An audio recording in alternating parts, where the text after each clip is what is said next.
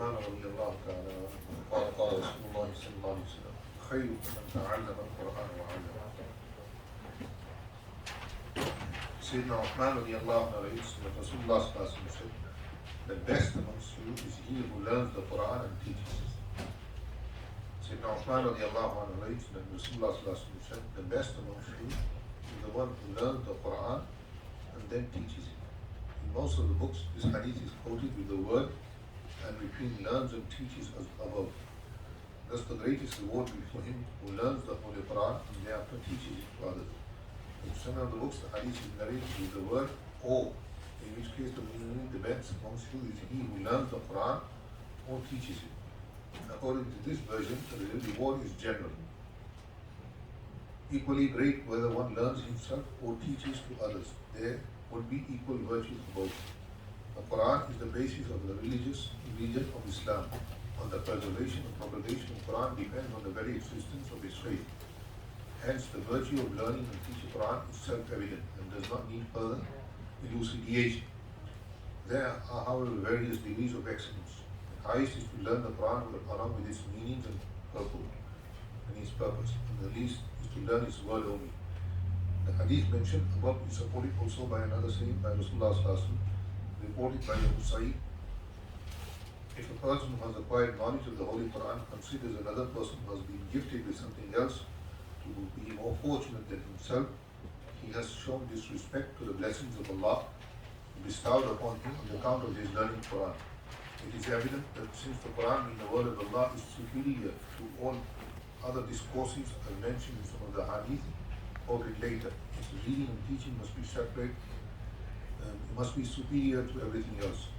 Mullah Riqari has written that whoever acquires the knowledge of the Quran stores the knowledge of prophethood in his forehead. Mullah Riqari has written that whoever acquires the knowledge of the Quran stores the knowledge of prophethood in his forehead. Sahal Tastari rahimahullah says that the proof of love of Allah is the existence of the love of the word of Allah in one's heart.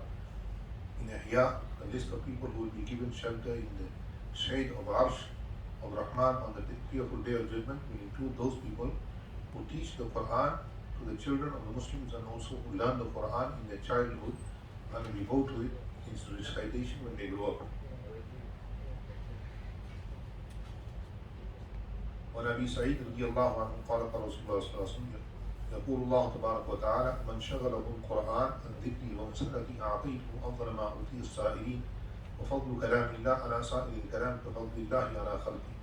Abu Sa'id al-Khudri radiallahu anhu narrates that Rasulullah said, Allah Almighty said, if anybody finds no time for my remembrance and for begging favors of me because of his remaining busy with the Holy Quran, I shall give him more than what I will give to all those who beg favors of me.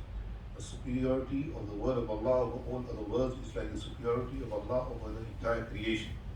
In other words, compared to those who are begging favors of Allah, He will surely confer some better reward on a person who remains so occupied with committing the Quran to memory or learning and understanding it that he hardly gets time for dua. It is commonly known that when a man distributes sweets or something else amongst others, a share is set aside for the person who cannot attend the function because of the task of distribution given to him by the distributor himself. In another hadith, in the same context, it is mentioned that Allah would give such a person a better reward than what he would give to his ever grateful servants. وَخَيْرُكُمْ مَنْ تَعَلَّمَ الْقُرْآنَ وَعَلَّمَهُ. The best amongst us is the one who learns the Quran and teaches the Quran. But in today's world, people think if we learn Quran, or if we make our children learn Quran, what benefit will they get? The first benefit is that inshallah, if they learn Quran, on the day of judgment, the parents will be given a taj, meaning a crown, on the day of judgment.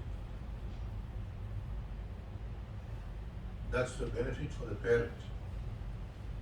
And what will the benefit? The person who recites the Quran, learns the Quran, and does amal of the Quran, and on the day of judgment, it will be said to him, اقرأ وارتقي فإن آخر آيتك منزلتك في الجنة. And he recite and climb the stages of Jannah. Your last ayat will be the last stage for you in Jannah. Now, Hafiz has to not only recite Quran, not only learn Quran, but he has to also remember the Quran and do amal of the Quran. Because there is wa'id also for the person who learned the Quran and then forgot it.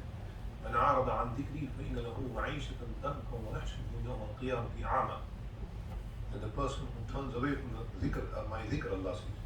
Some ulama said that this is for the Hafiz, من أعرض عن ذكري فإن له معيشة ضنكا ونحشره يوم القيامة أعمى. I will make his life miserable, hard, and on the day of judgment, Allah will raise him blind. He will say, رَبِّ لِمَ حَشَرْتَنِي أَعْمَى وَقَدْ كُنْتُ بَصِيرًا. Oh Allah, in the world I used to see. How comes I am blind today? قَالَ أَتَتْكَ آيَاتُنَا فَنَسِيتَهَا وَكَذَلِكَ الْيَوْمَ تُنْسَى. That when my verses came to you, when you learned the verses of the Quran, then you forgot them. So today I forget you also. Go. May Allah save us. Ameen. To become Hafiz is easy. To stay Hafiz is a lifetime's job. To become Hafiz is easy. To stay Hafiz is a lifetime's job. I see 85-year-old Hafiz. 85-year-old Hafiz. He was on his deathbed when I went to see him at hospital in England. He used to recite daily 18 juz of Quran. Daily. Without teaching. He used to teach until the end. Until he went last moment to the hospital. Until then he used to teach also. He could not walk. He was, mashallah, he was 6'2". So in old age his legs gave away. He had body also. So he used to crawl on the ground. But he used to still teach. So when I went to see him, we used to call him Abba, father. And I said, Abba, how is it? So he started to cry. So I said, what are you crying for? So he said, I'm not crying because I'm sick and I'm ill. I am crying because the doctors won't allow me to recite Quran. When they're not looking and when they're not putting me to sleep, I read about 3 juz a day. In that state, he was reading 3 juz a day. So I said, what's your normal habit? He said, my normal habit is about 18, 19 juz a day. Every day, not in Ramadan, every day. After he died, one day I saw him in my dream. I saw him in my dream. So I asked him, he said, but Abba, you are dead. He said, no, beta, I am alive. You know what that means? That the Quran he used to read, he was trying to tell me that all the people I taught, they are reading Quran, that's my life. We say Imam Bukhari is dead. Yes, he physically died, no problem. But he's alive. Alive in that sense that every day people are reading Bukhari. Imam Bukhari had no children. There's no known children by Imam Bukhari. But all the people who read Bukhari all over the world, they are benefiting from him, so they are his children. One is to have physical family, and one is that people remember you after you're dead. That people remember that this is so and so. How I know this? Because we went to Jama'ah in a country called Lithuania. Lithuania is in the Baltic states. We went to this place called Totoro, Kushmit Totoro. There's 40 houses of the Tatars, they call it. Yeah, Tatari Musalman there. They had 40 houses in that small village. They have a small masjid, even smaller than our masjid. And it's made out of solid wood. But the minara you can see from 5 miles around. They have huge minaras. So we found out that this woman came to see us, old lady. So she took us there, the Kabristan. This cemetery is around the masjid. This is all Eastern Europe. Eastern Europe has Muslims from 700-800 years. So she took us to some graves. So there was one grave, she said, make special dua for this man. So through the tarjuman, through the translator, we asked her, why is she asking? Because she told us, this is my father's grave, this is my brother's grave, this is my husband's grave. She was an old woman, she was in her 70s. So why is she asking about this special man? So we asked her, so she said, this was our last Imam, 40 years ago. I took it about 1995. That's when we went. She said 40 years ago, that's 25 years ago now. And she said before that, 40 years ago, There was nobody after him who taught us Quran. He was the last person to be killed because he was teaching Quran. So she asked, we went to one small village nearby. There were two old ladies. One was 85, one was 82. Two sisters. So they said, if you are Muslim, you will know Surah Fatiha. Read Surah Fatiha. So we read Surah Fatiha too. They said, if you are Muslim, you will know Surah Ikhlas. So Qul Huwallahu Ahad. So we read Qul Huwallahu Ahad. After that, they did not know no Quran. They told us when we were little girls, they taught us Surah Fatiha and Surah Ikhlas. After that, all our people who used to teach us Quran were killed. Communism was like that. They said, if you are Muslims, you will know the Quran. So then one of them said, he is Hafiz of the Quran. So when they heard that I was Hafiz of the Quran, they said, show us the Quran. So we had some copies of the Quran we had taken, we gave them one copy. But this is what they did with the Quran. This is not the Quran, but this is what they did with the Quran. They took it to their heart, they put it to their heads, they put it underneath their armpits, they kissed it, they said, they call it Mushaf. Hada Mushaf, Mushaf, Mushaf. And this is my Lord's Kalam, this is my Lord's Kalam. We are not in that state yet. If we don't care about the Quran, Allah will take it away from us and give it to people who are better than us. Don't think that we are doing a favor to the Quran by reciting. We are doing a favor, I am doing a favor to myself by reciting Quran. All of you who recite Quran, you are doing a favor to yourself by reciting Quran. Allah Ta'ala has no need for us. No need for us. There were people in the time in Spain, in Cordoba. There was a time when the Prince of Cordoba, he wanted to get married. So he said, whichever girl is Hafiz of the Quran, I will marry her. So he thought maybe there might be one or two Hafiz of the Quran.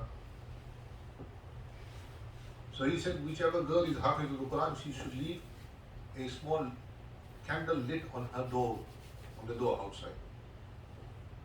So at night, him and his wazir, they went walking around. They found 500 homes with at least one candle lit. 500 homes. Now, if the Amir wants to marry, how many is he going to marry? He can marry 4, he can't marry 500. So he came back. So now they're doing mashwara. What shall we do? There's 500. We can't choose from 500. How are we going to choose? So the Mushir, the Wazir gave him mashwara. He said, now we must make elan that those women who know, those women who are not married, those girls who are not married and know the Muwatta of Imam Malik rahimahullah by heart, they should put a candle on their door. So the next day they went at night, they found 300 candles on 300 doors. That means that women knew hadith and Quran more than our men today. None of us, alhamdulillah, most of us can say we are Hafiz of Quran. Who can say I'm Hafiz of Muwatta Imam Malik? So at one time the Ummah was in this state, in Spain. And then when Spain became, when the halat came on Spain, then they stopped teaching Quran. Allama ibn Khaldun has written in his Muqaddamah that the first downfall for the Spanish Muslims was that they said we should not teach Quran until they're 15 and they start to understand. That was their first downfall. In our case, we think if my son or daughter has read Quran, Nazira, that's it, it's done. If I tell you this, I went to do some kid did Quran in Kendal once, many years ago. So they invited me to do the khatam. So I said,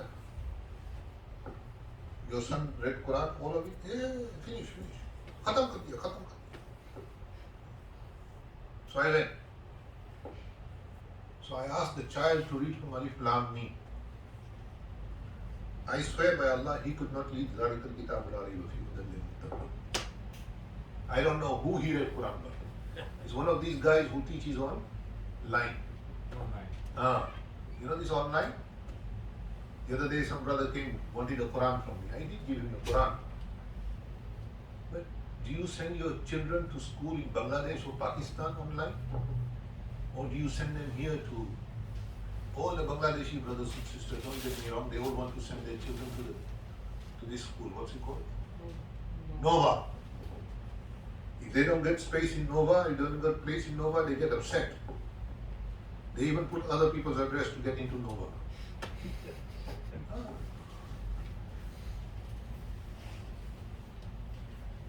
Everybody wants to send them to Nova.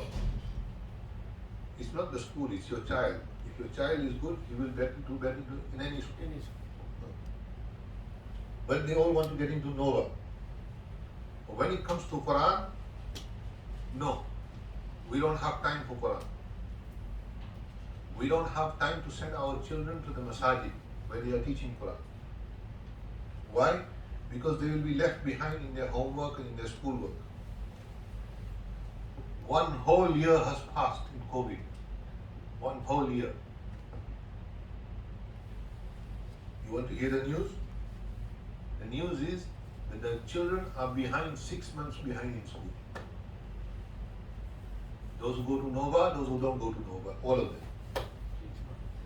6 months behind. But if they have to bring them to madrasa, they have all the excuses in the world. They don't want to bring their kids to maktab. The maktab is where you will learn deen. The maktab is where you will learn deen. They will be safeguarded from all the garbage that they have been taught. Don't think they only teach them maths and English and science. That's part and parcel of it. There's other things they teach them. Now they're going to teach them that it is okay for a man to marry a man. There is one school in New York which has said that they will not use the term. I am telling you this is the truth. You like it or you lump it. Okay. They say that you will not say mom and dad in school anymore. Because there's no mom and dad in the home anymore. It could be daddy and mommy and daddy and daddy and daddy. Welcome to the West.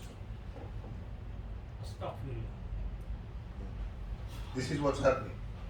So if you don't bring your kids to the makatib, if you don't bring them to the masjid, if you don't bring them to the madrasas, what will happen is that our children will go out of the fold of Islam.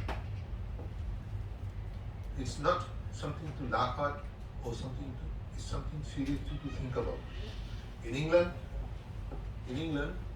they are fighting, the Muslim community is fighting because they want all the children to think to be gay, it's okay.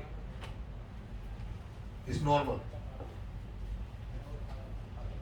Here it's all the same, but here because you have the Republican Party which is against that, you have some barrier, not much. But in Europe, that barrier has gone. The only barrier there for them now is the makatib system.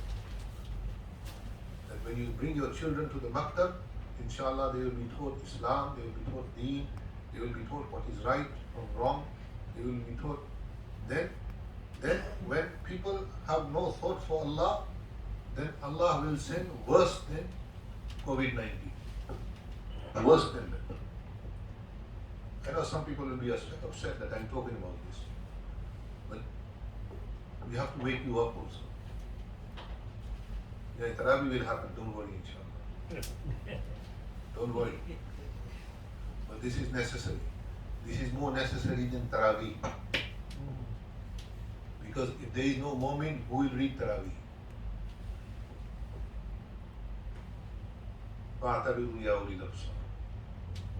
Think about this. We came to this country to make money, to make dollars. There's nothing wrong in that. But in return, if we give our children's iman away, then we are at a great loss. We are at a great loss. This is not a good sale. If you are in Bangladesh, in Pakistan, in Middle East, and we had just barely to eat and drink, but our Imam was safeguarded, that was better. But now there is also a problem. You can't say that those countries are better.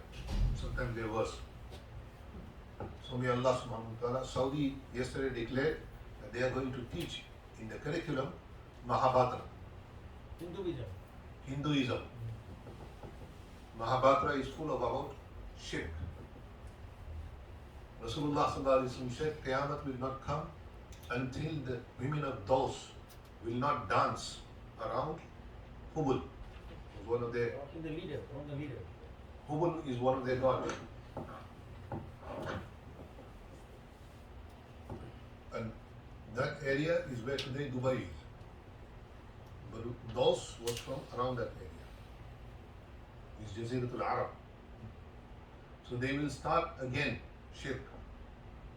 And they're paving the way to it. India is very happy, the government, because they're saying now the Arabs are returning to their roots. Where did they come from? They came from shirk. They're saying they're returning to their roots. But last year, they kicked one Indian out because he said that our greatest temple is Kaaba. He said, in the time of your Prophet, there was 360 idols. So one day we'll make it a mandir again. And somebody showed it to the Saudi authorities. But look, this is what he's saying. He's sitting in Saudi and saying it. So they fired him and they sent him off to India. But they did worse than him. This is what they're doing. They are trying to get rid of deen, but in an unusual way. They don't come out really completely. Yesterday, all the newspapers in India were printing this. They didn't care about the COVID. Millions are dying in India. They don't care about the COVID, but they were so happy with this news. So may Allah subhanahu wa ta'ala preserve our deen. Ameen. And the only way to preserve our deen is that we come upon deen. We recite Quran. Inshallah. We teach our children Quran. Inshallah. You don't have to make everybody Hafiz, but we have to make sure that they recite Quran, that they get connected to the Quran. And we have to make ourselves connected to the Quran. If I don't pray, I don't care about Adhan, and then I tell my children, hey, Adhan ho rahi hai, sun.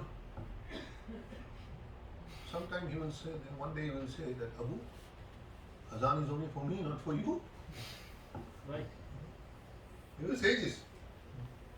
Namaz is only for me, not for you. Salat is only for me, not for you. It's like the Pathan who was going with the Hindu.